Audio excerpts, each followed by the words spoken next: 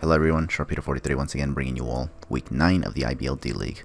This is going to be the final week of the season because, yeah, in the IBL D-League we actually had a 9-week season, which means that week 9 is going to be our last week of the season, basically. Now, our last opponent for this final week is going to be DrSlaking in the Bowland Bovines, I think is how you say it, honestly. I could be wrong. Correct me if I'm wrong, but yeah.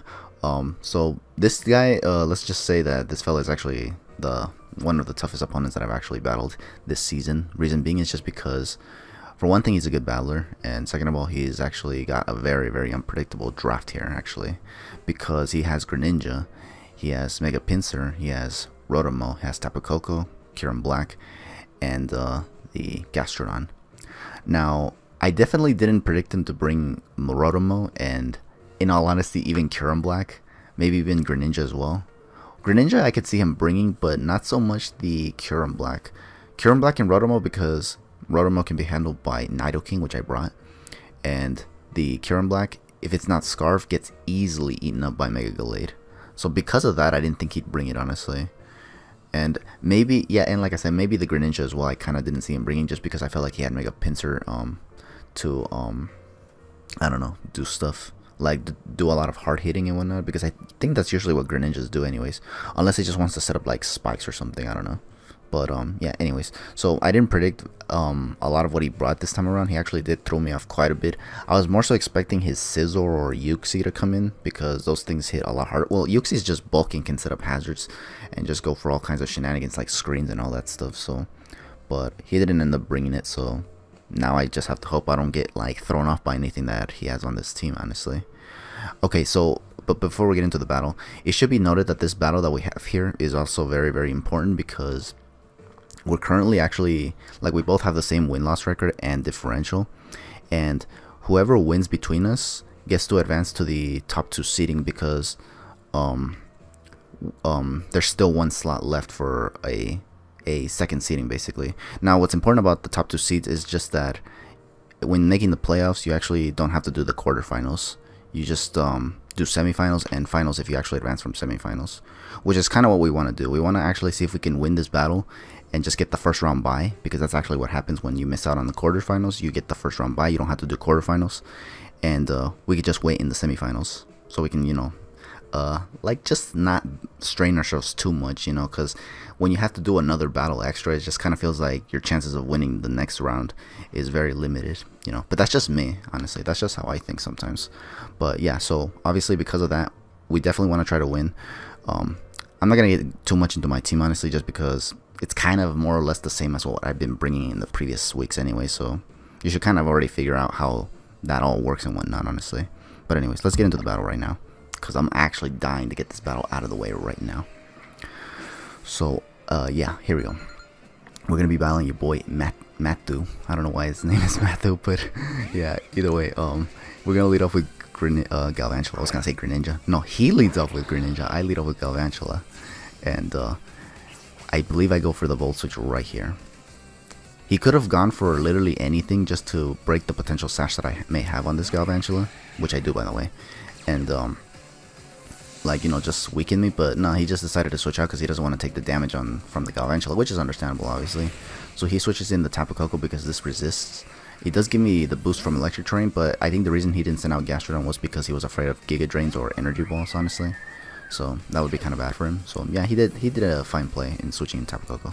However, I get the switch initiative and I decided to go into Tapu Fini right here, so that I can get rid of the Electric Terrain, so that Tapu Koko isn't just throwing out a bunch of lightning with the Electric Terrain up, because that would actually sting, actually.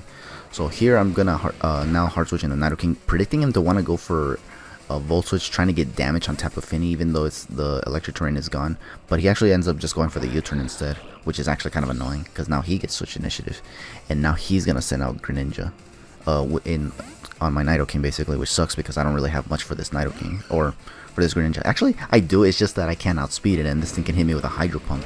So I switched in Jirachi to possibly take a Hydro Pump. This was risky nonetheless, because he could have also just gone for Dark Pulse, predicting my Jirachi to come in, but thankfully he didn't go for it. Instead he goes for U-turn though, which is still kind of annoying, because once again he has the switch initiative. So it's kind of annoying how he's just currently been pivoting around me right now, because like he's always getting the advantage every single time because of it. Here he goes into this Mega Pincer, and I wanted to switch out Jirachi here, but I was afraid of him just setting up a Sword Dance and then just going for game, so I just decided to stay in and go for Fire Punch here. That way I can at least, you know, get some damage on this Mega Pincer before going down. Thankfully my Jirachi doesn't go down though, it actually survives after going after the Mega Pincer went for Earthquake. So what I decided to do right here is actually switch out into Tapu Fini, expecting him to want to go for a quick attack just to finish me off, because he knows I'm Scarf at this point anyway, so yeah. So here he does go for quick attack, which is good for me. Now here, unfortunately for me though, I do make a mistake here. He stays in. I honestly thought he would switch out, honestly. Maybe this is why I went for this move, but I actually go for the Nature's Madness right here. And I do miss, but I don't think this mattered, honestly, because even if I hit, I would not have been able to KO the Mega Pincer, nor put it in range for my Shadow Snake from Mega Gallade to take it out. So this was actually a misplay on my part, and this thing just stayed in and went for Swords Dance. And I stayed in because I was kind of wondering if I could actually take a +2 return from a Mega Pincer, given that Necrozma can, but apparently not. So this was partly a bad play, and I probably should have sacked Jirachi. I think I was a little too obsessed with keeping Jirachi around as well, which is why I left Tapu Fini and not let Jirachi go down, because Jirachi was super weakened and there was 2 mons with priority moves. There was literally no reason for me to have preserved it, honestly. But oh well, I did, and now I have to send out Galvantula and take a quick attack, which it does. Drops me all the way to my Sash, which is fine, but I get the Volt Switch off and I KO the Mega Pincer. The reason I went for Volt Switch was just in case he switched out, but he didn't, and thankfully we get rid of the Mega Pincer, so thankfully no Mega Pincer sweep from this fella, honestly.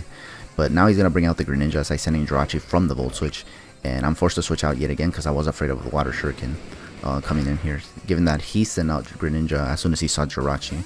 So it kind of told me that he wanted to go for Water Shuriken, but he actually just debated me and just went for a U-turn as I switch in Mega Gallade right here. He's now going to go into Rotom, and I'm going to just Mega Evolve. I stayed in Mega Evolve because I just wanted to freaking get some damage on this Rotom. I think he sent this in. Yeah, he sent this in on from U-turn from Greninja, obviously. So I just stayed in and just went for the Ice Punch, risking the potential Willows from this thing. And damn, was that probably a bad idea, because as you can see right here, this man turns out to actually have the Never-Ending Nightmare, which I believe is boosted from Shadow Ball. I think even with Hex this still does a lot of damage, but I think it's Shadow Ball, honestly, because remember that this is not stab on these Rotomos. Now in all honesty, I know that this was his Z user, but I didn't expect Z Shadow Ball. But either way, if it was Z Leaf Storm, this would have KO'd me, honestly, as well, honestly. But yeah, I kind of was like, this was probably a bad play on my end, leaving Gallade just to take damage. Once again, I should have sacked either Galvantula or Jirachi. Those 2 things were almost dead. Preserving 2 dead mons is not a good way to handle the rest of this guy's team, given that he has a lead right now. But either way, I send out Galvantula now and just go for the Sticky Webs here. And he now takes out my Galvantula. This thing just took out 2 of my mons, which is actually kind of crazy. I don't think that was supposed to happen, but I allowed it to happen because I'm dumb, obviously. But yeah. So here he went for Volt Switch. Now he has to show what he has, and this gives me a nice switch advantage right here. So I'm gonna send out Dragonite, and I think here I commit another bad play, honestly, just because instead of going for the Dragon Claw, given that this thing has been slowed down by the Sticky Webs, I just go for E-Speed for some reason. I honestly, like, even if he switched in Tapu Koko, there was literally no reason for me to go for Extreme Speed, honestly. I don't know why I didn't go for the Dragon Claw right there, honestly. Because I do believe this this Dragonite had Earthquake. I think. I could be wrong. Or, well, at the same time, this Dragonite was banded, so maybe I was fearing the potential of switching to Tapu Koko. I don't know, bro. But I think going for Dragon Claw there was the ideal play. He knew he had to break that multi-skill, so he went for the Ice Beam, staying in, obviously. And then as soon as he brings in Tapu Koko, he just takes me out. But I don't know, I didn't let that happen either way. So because it just went for E-Speed, he now takes advantage of this and just goes for Rotom just to sack it. And now he just brings in the Gastrodon just to go for Ice Beam on that. Take an E-Speed and then just go for Ice Beam, recover more with leftovers. So that was actually smart of his part, and definitely not smart on my part. I don't know. But here he's going to go into, or I'm going to go into Nidoking. Jeez. I'm going to go into Nidoking. He's going to switch out. And he's going to go now into Tapu Koko. I don't know why he sacked this, honestly. I don't think there was any reason to. I don't know. Yeah. Or maybe because the Sticky Webs were up and he realized that a lot of this stuff was going to get slowed down anyway, since he doesn't have a way to get rid of it if he doesn't have to fog on this Tapu Koko, which I don't think he did, given that he sacked it. So We do get to take out the Tapu Koko at the very least, which is actually nice, because I don't want to lose badly to this guy, so especially given all the bad plays I've been doing right now. So the more Mons I take out from this guy's team, the better for me.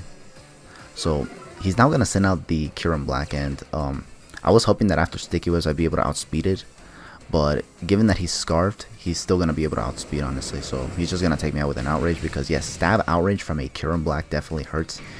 Nidoking can definitely not survive it, especially if it's not been invested in any sort of bulk, so yeah, rip me. But now I'm going to send out my Drashy, which is Scarfed as well, and I'm just going to go for Iron Hit. I do outspeed it despite it being an Adamant nature, just because the Sticky Webs were up, so that's good for me.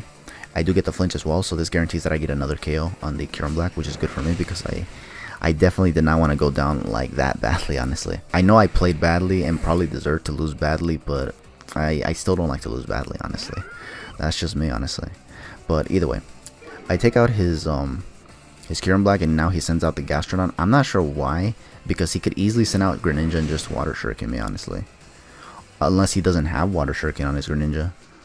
Which, if so, then yeah, it would make sense to bring in the Gastrodon. But either way, he does take me out. I don't get any flinches from here on out, honestly, and then I just get taken out with an Earth Power. So yeah, we're gonna lose this 2-0, which is it's whatever, honestly. I mean, it does suck that now we do have to do the quarterfinals for the playoffs, but hey, at least we're in playoffs. It's better to be in playoffs in some capacity than not, honestly, wouldn't you say? But either way, that's gonna be the whole game. GG to Dr. Handsome Face. I mean, DrSlaking, and thank you all for watching Week 9 of the IBL D-League. I'll catch you guys for round 1 of the playoffs whenever that comes. But for now, just take it easy and have a good one.